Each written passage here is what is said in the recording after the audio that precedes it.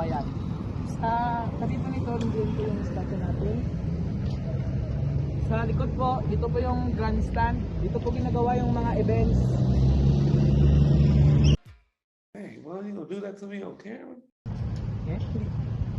So ngayon po, nandito po tayo sa statue. Sa harap po ng San Blas Parish ng Kawayan.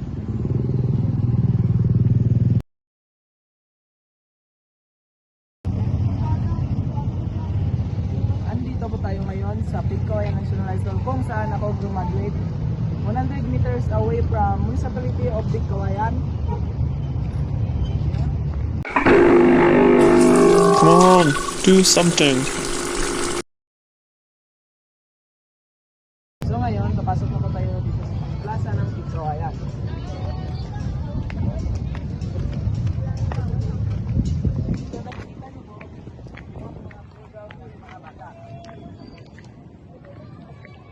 $2,000 later.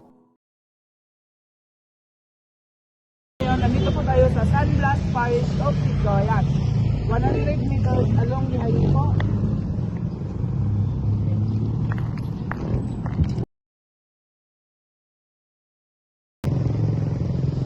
At sa left side po ng Municipality of Kawayan, makikita po natin yung statue ni Rizal.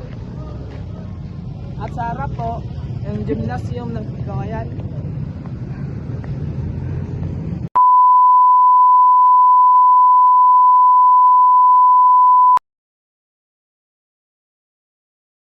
Dito po tayo sa pasok na palengke. Dito po kami bumibili ng mga schools namin, mga damit at kung ano mang kailangan namin sa paaralan. Dito po, mga pinilas.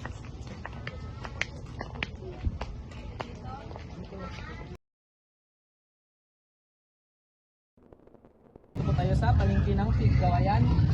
Sa harap din po ng terminal, 50 meters away. Tara, sumali ko mag-ikot.